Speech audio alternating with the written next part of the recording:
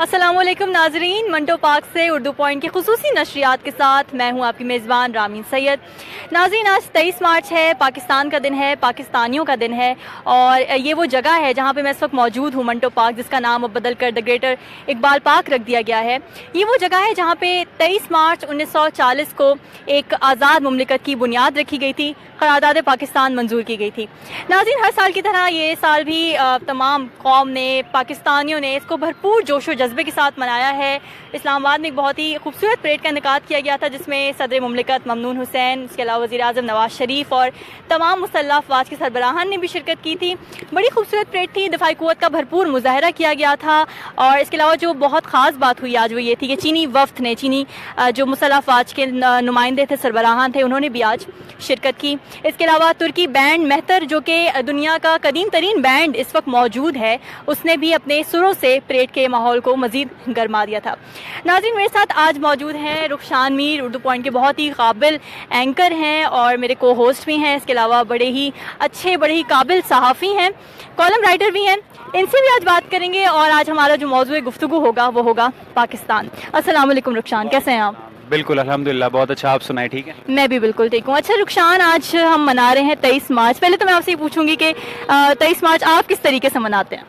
23 مارچ دیکھیں، being a journalist ہم تو فیلڈ میں ہی رہتے ہیں، اور جرنلسٹ جس طرح نہ ان کے لیے عید ہوتی ہے، نہ شب رات ہوتی ہے، اور باقی چھٹیاں بھی نہیں ہوتی، ہر روز کام، اتوار کو بھی کام، عید والے دن بھی کام۔ آج بھی 23 مارچ کو ہم اسی طریقے سے سیلیبریٹ کر رہے ہیں، لیکن آج اب جس طرح آپ نے عرض کیا کہ آج اسلام آباد میں پریڈ ہوئی اور دیگر پاکستان کے مقامات پہ لوگ اکٹھے ہوئے، انہوں نے پاکستان کے پرچم بھی بلند کیے۔ اسی طرح آج لاہور میں جو عوام میں، آپ اس وقت کیمرہ مین آپ کو دکھا سکتے ہیں، جو جوش و خروش ہے، اور جس طرح سے لوگ 23 مارچ کو سیلیبریٹ کر رہے ہیں، پاکستان کی قرارداد کو سیلیبریٹ کر رہے ہیں، یہ انتہائی پر لطف ہے، اور ہم اس کو دیکھ کے انجوائے کر رہے ہیں۔ بالکل ایسے ہی ہم یہاں پہ آج آئے ہیں منٹو پارک میں، تو ایک جمع غفیر یہاں پہ موجود ہے لوگوں کا، اور ہم دیکھ سکتے ہیں کہ کس جوش و جذبے سے 23 مارچ کا دن منایا جا رہا ہے۔ ایک طرح سے عید کا سماں ہی ہوتا ہے، جس طرح سے لوگ نکلے ہوتے ہیں، انہوں نے، جیسے میں نے بھی کپڑے پہنے ہوئے سفید اور ہرے، پاکستان کے جھنڈے کے رنگ کے ہم نے کپڑے پہنے ہوتے ہیں، سارے نکلے ہوتے ہیں، اس دن کو انجوائے کر رہے ہوتے ہیں، تو بہت ہی اچھا لگتا ہے، بہت ہی اچھا محسوس ہوتا ہے، وہ جذبات نا گرما دیتا ہے۔ اچھا، میں آپ سے سوال ہی کرنا چاہوں گی کہ 23 مارچ قرارداد پاکستان،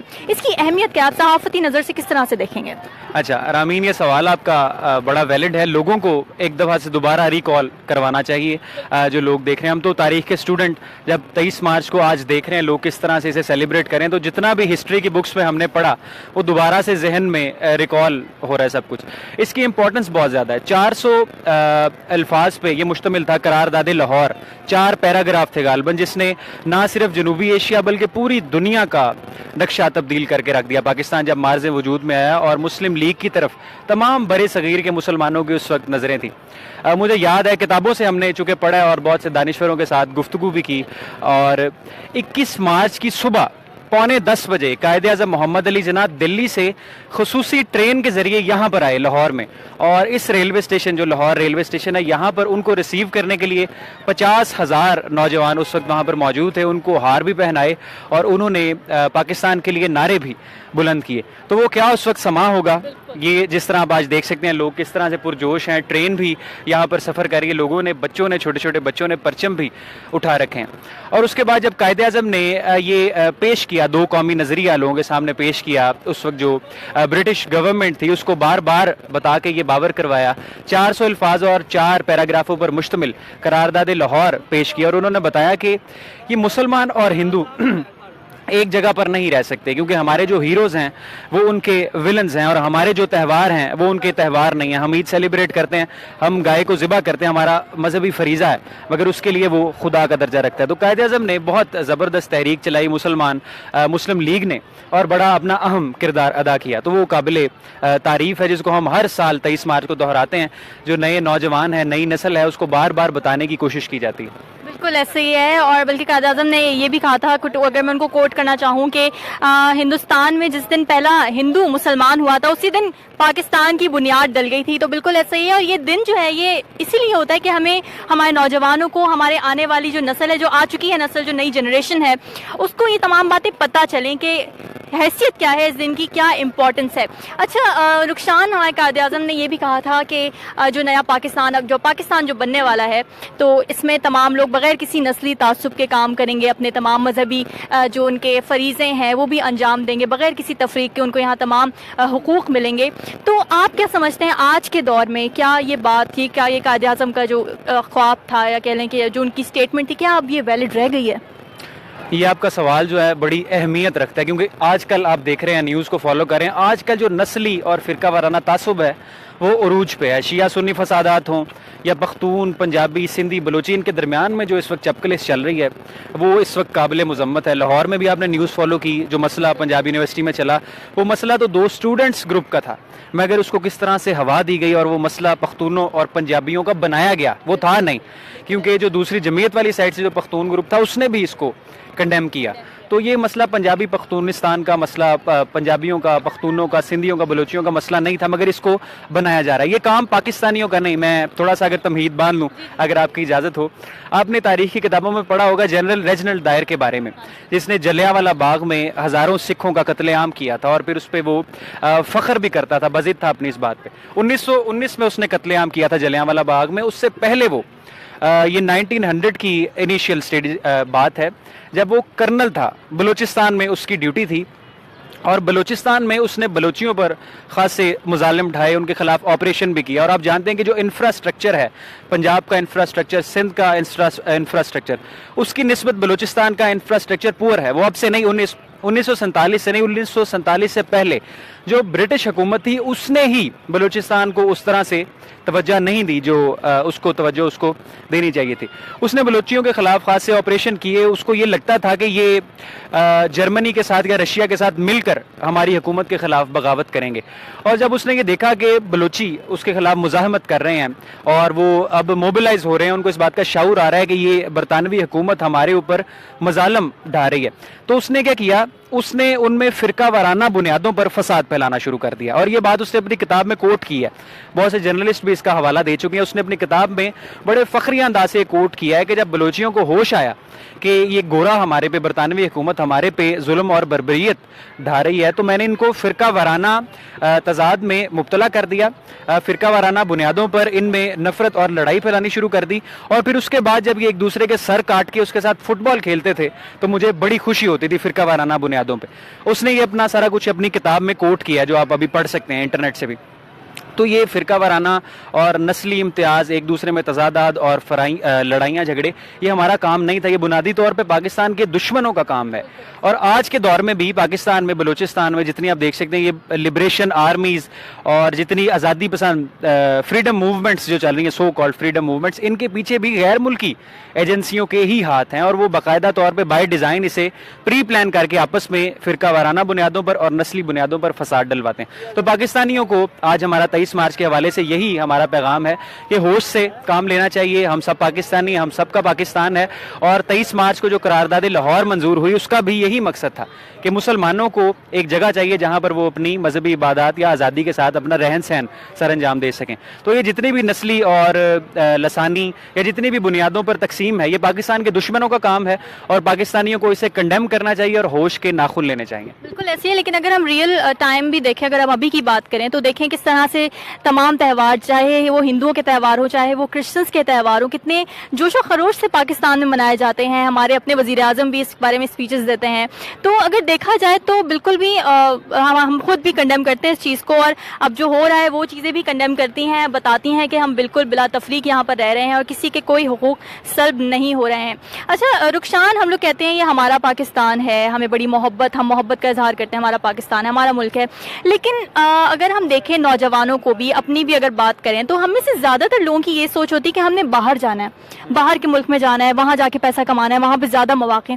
ऐसी सोच क्यों है? कौन सा ऐसा एलिमेंट है जो ये सोच बना रहा है हमारी? जी, अभी आपने अपने सवाल के एंड में ही कहा बाहर ज़्यादा मौके हैं। असल में इसकी बहुत बड़ी एक जिम्मेदारी हमारी स्टेट पर आयद होती है, गवर्नमेंट पे, कि हमारे पास इस तरह यहाँ पर पाकिस्तान में मार्केट में अपॉर्चुनिटीज़ नहीं है, यहाँ पर बिजनेस नहीं है। आप देख सकते हैं, आप मैस कम्युनिकेशन की मिसाल ले लें, आप मेडिकल की ले लें, आप इंजीनियरिंग की ले लें। अब जो इंजीनियरिंग के स्टूडेंट्स के हालात हैं वो आपके सामने है। गवर्नमेंट सेक्टर का एक तालिब इल्म 1.5 से 2 लाख अपनी डिग्री पर खर्च करता है, और अगर आप प्राइवेट सेक्टर को देखें तो आप हैरान रह जाएंगे, 10 से 14 लाख कोई फीस ही नहीं। 1,50,000 پر سمیسٹر یہ پرائیویٹ یونیورسٹیز میں یہاں پر فیس ہے. 14 سے 15 لاکھ روپے میں ایک نوجوان ہم انجینئر تیار کرتے ہیں, مگر اس کو یہاں پر جاب نہیں ملتی. اگر اسے جاب ملتی ہے تو 8, 10, 15, 20 ہزار. اصل میں دہشت گردی کی بھی اور فرسٹریشن کی بنیادی وجہ بھی ہمارے ملک میں یہ ہے کہ ہمارے پاس جاب اپرچونٹیز نہیں ہیں, مارکیٹ نہیں ہے یہاں پر. اور جب مارکیٹ آنے لگتی ہے تو بہت سے ایسے عناصر ہیں وہ اس کی بھی نفی میں جاتے ہیں. اب چائنا پاکستان اکنامک کوریڈور ایک خوش آئند منصوبہ تھا, ہمیں پر امید تھی نوجوان, ابھی ہم نے مستقبل نہیں دیکھا مگر ہمیں یہ امید تھی کہ اس سے کچھ مارکیٹ بڑھے گی.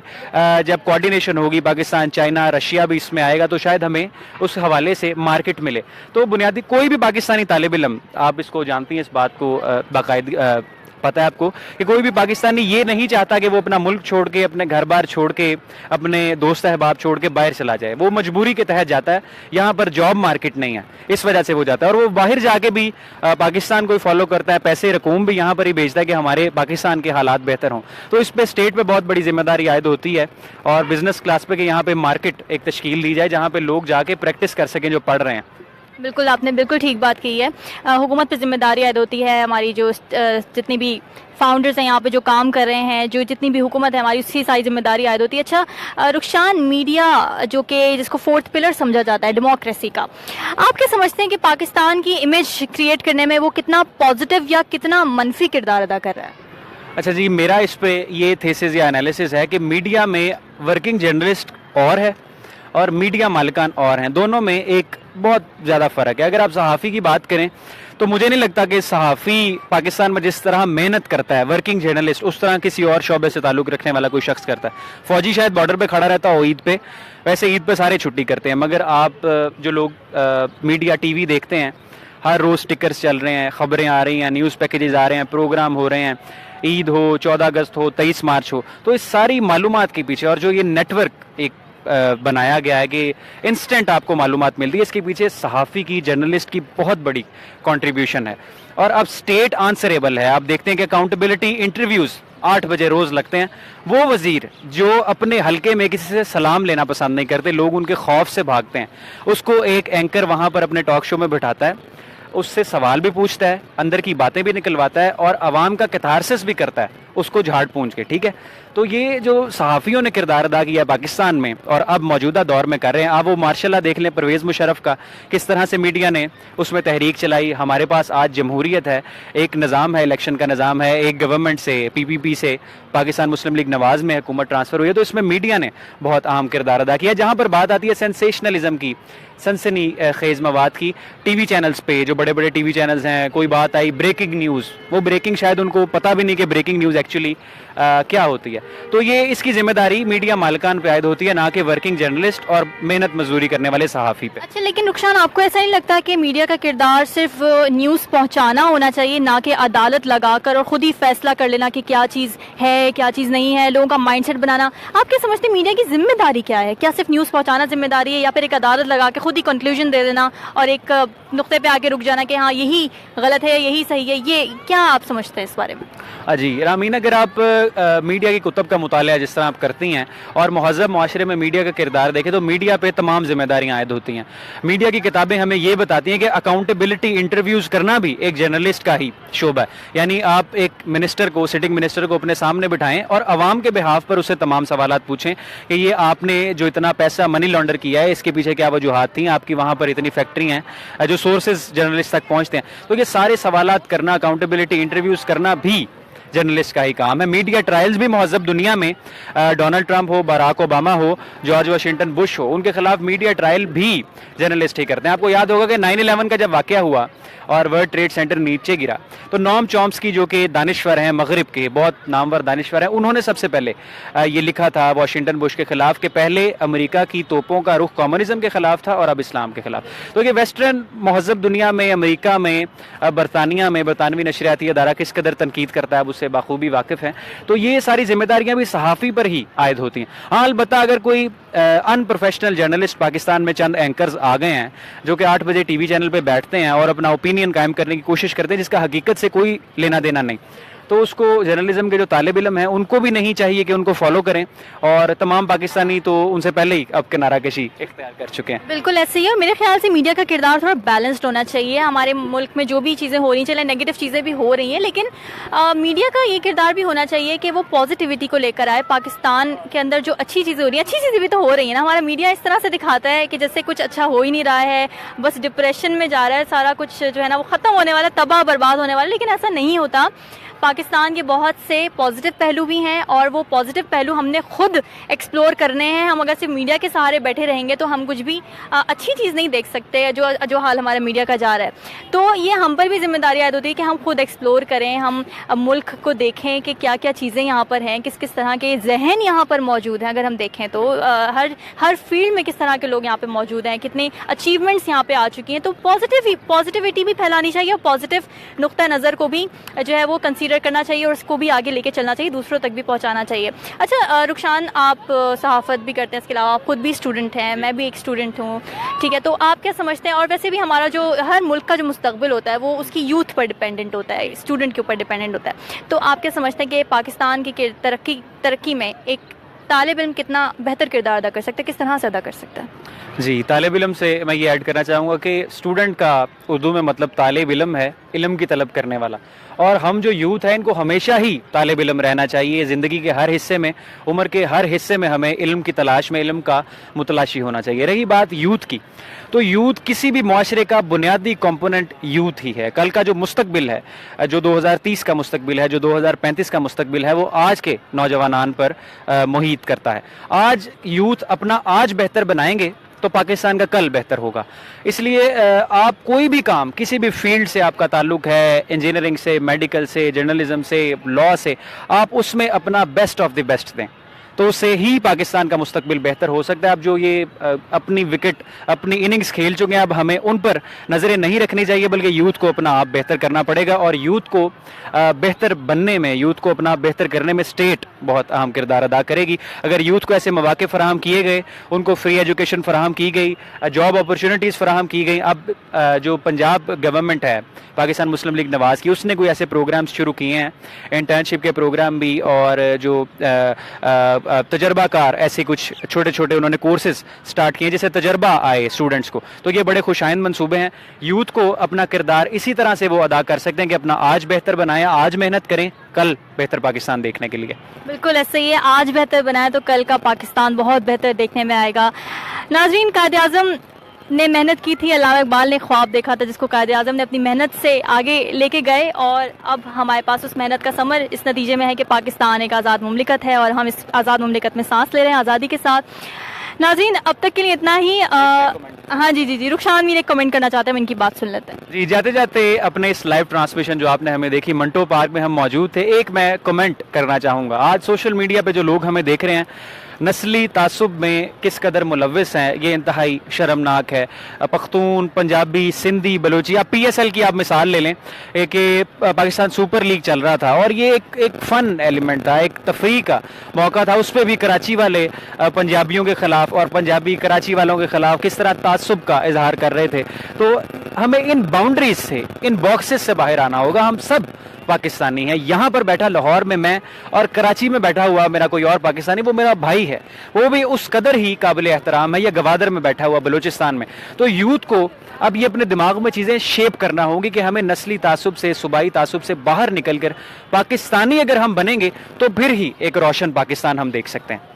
बिल्कुल ऐसी बहुत अच्छी बात की। नस्ली तासुबात से निकल के, सूबाई तासुबात से निकल के हमने एज अ पाकिस्तानी सोचना है, एक पाकिस्तानी बनकर सोचना है, पाकिस्तान के बारे में सोचना है और पाकिस्तान की तरक्की के लिए ही काम करना है। नाज़रीन, अब तक के लिए इतना ही। उम्मीद करती हूँ कि आपने शो को एंजॉय किया होगा, और अब तक के लिए इतना ही। रामीन सैयद और रुखसान मीर को दीजिए इजाज़त। अल्लाह हाफ़िज़।